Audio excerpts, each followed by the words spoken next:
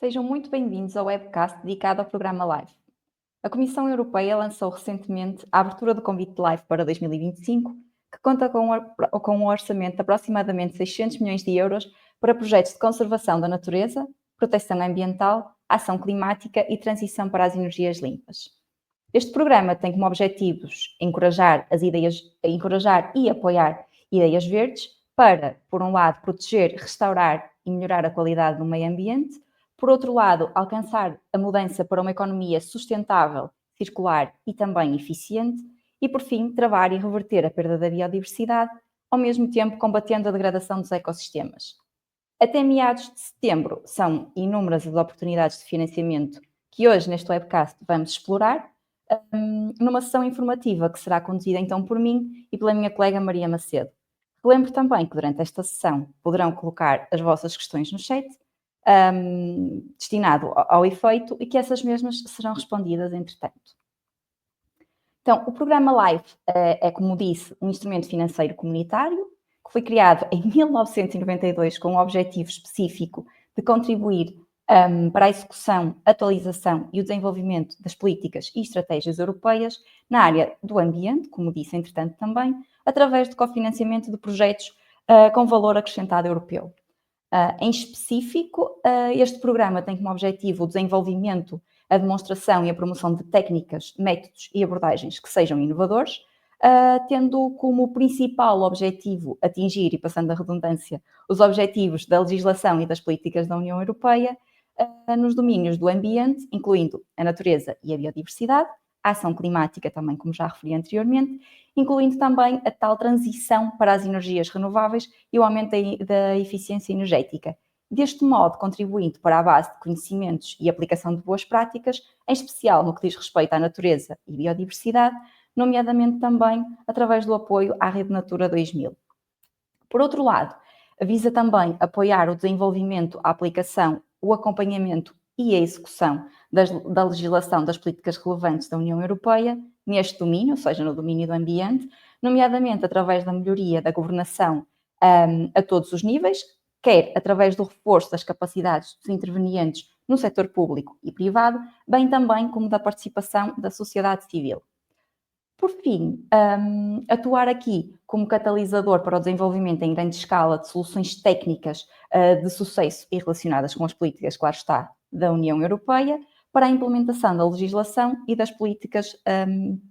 relevantes neste domínio ambiental. Então, aqui, mediante a replicação dos resultados, a integração de objetivos relacionados com outras políticas e noutras práticas do setor público e privado, e também a mobilização de investimentos e a melhoria de acesso ao financiamento. É importante aqui notar que o LIFE se organiza em 4 subprogramas temáticos, sendo que abre, por norma, anualmente um conjunto de oportunidades nestes 4 domínios. Estes 4 domínios são a natureza e biodiversidade, a economia circular e qualidade de vida, a mitigação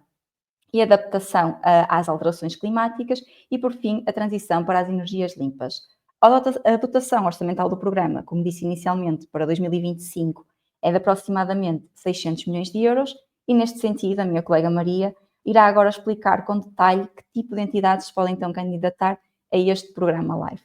Maria? Obrigada, Sofia, e também da minha parte, bem-vindos a este webcast. Portanto, passo agora também a explicar de forma breve que tipo de entidades poderá interessar o programa LIFE, de forma a aproveitar também as oportunidades que já vamos explorar um pouco mais à frente. Portanto, todo o tipo de entidades, na verdade, é elegível ao programa LIFE, incluindo PMEs, também grandes empresas, administração pública. Aqui o critério, digamos assim, é que estejam especialmente envolvidas nas temáticas do ambiente e da ação climática, que tenham ação nestas áreas. Mas, efetivamente, qualquer tipo de entidade é então elegível no programa. Em termos de nota geográfica, digamos assim, está aberta a participação de todos os Estados-membros da União Europeia e de alguns países que denominamos países terceiros, como são o caso dos países membros da Associação Europeia de Comércio Livre, que sejam membros do Espaço Económico Europeu. Também países que estejam em processo, em vias de adesão à União Europeia, portanto, países candidatos e potenciais candidatos, países da política europeia de vizinhança e outros países terceiros que deverão ser consultados nos termos das condições estabelecidas no Acordo LIFE. Também é importante aqui dar a nota que as organizações no programa LIFE se podem candidatar de forma individual ou em consórcio, dependendo sempre da convocatória específica e também da natureza do projeto. Portanto, existem as duas possibilidades, mas é necessário verificar caso a caso qual será o contexto para decidir essa abordagem. E eu vou então agora passar a explicar o tipo de projetos que se procuram financiar no LIFE, um pouco também aqui a organização que vem em linha também com o que a Sofia já referiu da organização por subprograma. Portanto, recapitulando, temos 4 subprogramas no LIFE: natureza e biodiversidade, economia circular e qualidade de vida, mitigação e adaptação às alterações climáticas e a transição para as energias limpas. E é importante também explicar que, na verdade, estes 4 subprogramas têm também dentro de si algumas tipologias de projetos que são distintivas e que variam no âmbito do tipo de projeto que se procura e também das taxas de financiamento. E, portanto, aqui conseguem verificar estas 6 tipologias. No fundo, começando pelos Standard Action Projects, portanto os SAP, são os projetos, digamos, mais tradicionais no programa LIFE, e esta tipologia procura financiar projetos com ênfase na replicabilidade e transferibilidade, sustentabilidade a longo prazo e valor acrescentado para a União Europeia. Não se foca aqui no ID, na investigação por si só, mas sim nestes fatores que eu enunciei. Portanto, aqui os LifeSAP são, como eu disse, os mais comuns, são projetos de ação tipo e pretendem também eles mesmos contribuir para os objetivos do LIFE através da implementação de ações piloto inovadoras, mais uma vez com muito ênfase na questão da replicabilidade, transferabilidade e sustentabilidade a longo prazo. Neste caso, os orçamentos variam de acordo com a tipologia, dando aqui o exemplo dos SAPs. Normalmente podem ir de 1 milhão a 13 milhões de euros, cofinanciados usualmente a 60%. E dar-vos aqui a nota que, portanto, uma das tipologias mais apelativas que às entidades acabam por ser os programas associados ao subprograma de transição para a energia limpa, que conta com uma taxa de cofinanciamento de 95%, portanto, muito apelativo para as entidades que estejam interessadas em candidatar-se ao LIFE. Também referir aqui que, para além disto, existem os projetos estratégicos para a natureza, ou SNAPs, que contribuem também, mais uma vez, para alcançar os objetivos do programa LIFE, mas aqui focados no domínio da natureza e biodiversidade, e com um foco muito grande na execução de programas de ação coerentes com a ação nos Estados-membros, de forma a integrar esses objetivos e também as prioridades noutras políticas e instrumentos de financiamento já existentes. Mais uma vez, neste caso, também uma taxa de cofinanciamento no máximo de 60%. Para além disto, temos os projetos integrados estratégicos, os FIP, que são iniciativas um pouco mais abrangentes, também se pretende que sejam lideradas pelos Estados-membros e que visam concretizar estratégias e planos de ação que que sejam ambiciosos para o clima e para o ambiente. Aqui é necessário uma coordenação e mobilização de múltiplos recursos financeiros da União Europeia, portanto também recursos nacionais, privados, e os CIP garantem o investimento necessário para alcançar estes objetivos de forma eficaz. E, igualmente, aqui uma taxa de cofinanciamento no máximo de 60%. Existem também aqui algumas oportunidades que nós costumamos chamar projetos de assistência técnica, os TA, que apoiam o desenvolvimento da capacidade para participar em projetos de ação tipo, para também a preparação de projetos estratégicos para a natureza e os projetos integrados estratégicos, CIP, ou seja, numa lógica de capacitação das entidades que visam participar nos projetos, também com uma taxa de cofinanciamento máximo de 60%. E, como eu referi ainda há pouco, existem outras ações que são essenciais para o programa LIFE,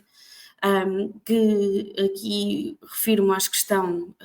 dentro da categoria outras subvenções e ações, e aqui é onde nós podemos categorizar, digamos assim, as tais oportunidades do subprograma da transição para as energias renováveis, que conta com algumas oportunidades de tipologia que nós normalmente denominamos de ação de coordenação e apoio, que também são destinadas aqui a uma criação de capacidade, à difusão de informação e conhecimento e à sensibilização para o aumento da eficiência energética e para a transição para as energias renováveis. E são então estas oportunidades que contam com uma taxa de financiamento no máximo 95%, consideramos que é uma oportunidade muito apelativa para as entidades que procuram iniciar a participação no programa LIFE. E, por fim, existe um conjunto de subvenções que apoiam o funcionamento de ONGs, de entidades sem fins lucrativos envolvidas no desenvolvimento e na aplicação de execução, legislação das políticas da União e que exercem, portanto, a sua atividade principalmente neste domínio do ambiente e da ação climática e que poderão ter aqui algum tipo de oportunidade com uma taxa de financiamento no máximo de 70%. E, portanto, fica aqui também uma explicação das diferentes tipologias de projeto que se procuram financiar e que existem dentro dos quadros de programas e no programa LIFE, e que é necessário terem atenção também para alinhar os projetos ao que se pretende financiar. Eu passo agora a explicar de forma, antes de prosseguir com a questão aqui do processo de candidatura, só explicar de forma breve que é importante também terem atenção para o procedimento de candidatura, que os custos elegíveis nestas ações, por norma, são custos com pessoal, custos com subcontratação, viagens e alojamento, custos de bens e serviços, equipamentos e custos indiretos. Portanto, é importante também no processo de candidatura terem em mente que estes serão um tipo de investimentos elegíveis nos projetos LIFE. E agora eu passo aqui a palavra à Sofia para que ela explique um pouco como é que funciona o processo de candidatura, o que é necessário para avançar e depois, posteriormente, quais os prazos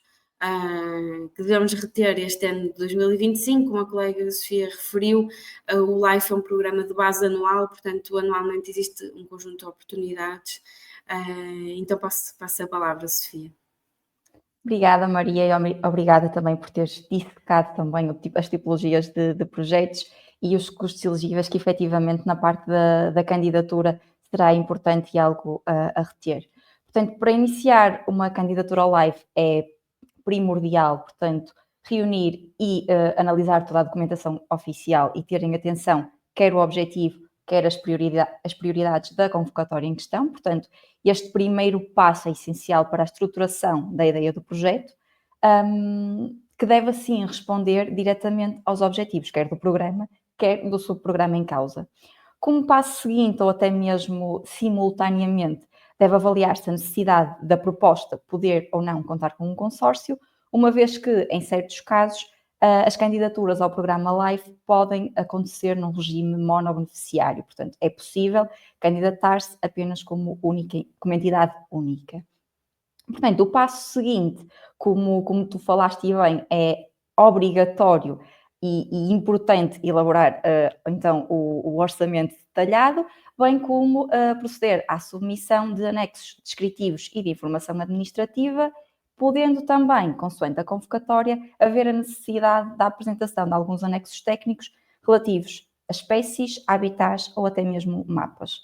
Portanto, o passo seguinte, portanto, a escrita da proposta deve ser feita no modelo oficial que é disponibilizado, sendo este documento o elemento central da candidatura. Por fim, passando para a revisão final, mas também deixando aqui a nota de que todas as entidades que participam nesta candidatura devem então registar-se no nosso portal tão conhecido, o Funding and Tenders, e será neste portal então que será submetida a candidatura após então esta tal revisão final, englobando todos os elementos que fui referindo durante esta breve descrição. Por fim, e seguindo também aqui a timeline que a Maria nos deu, o programa LIFE tem como principal data de submissão o dia 23 de setembro, sendo então um programa de base anual, mas que a maioria da tipologia dos projetos e subprogramas têm então esta deadline, portanto a fixar o dia 23 de setembro de 2025, e aqui volto a ressalvar também e a salientar o que a Maria disse anteriormente, que as oportunidades do programa 7, ou seja, do subprograma 7, o subprograma da transição para as energias limpas, que é então aqui que pode ser então aqui uma grande oportunidade, tendo em conta a taxa de cofinanciamento que atinge então os 95%, sendo que este subprograma promove e apoia ações que promovem a eficiência energética, a descarbonização e a neutralidade climática, especialmente a nível local e a nível regional. Não sei se neste campo queres dizer mais alguma coisa, Maria. Sim, obrigada, Sofia. Portanto, esta ressalva que fomos reforçando e que nos parece uma oportunidade imperdível para as entidades que estejam interessadas ou em participar no LIFE ou iniciar a sua participação. Como remate, eu gostaria só de ressalvar um passo que pode parecer óbvio e que a Sofia referiu anteriormente, mas que é realmente muito importante, que é alinhar as ideias de projeto que as entidades têm com as diferentes tipologias de subprogramas e de tipologia de projeto que nós explicamos brevemente. Portanto, isso é um passo crucial para garantir o sucesso da candidatura, e dizer também que todos que estejam interessados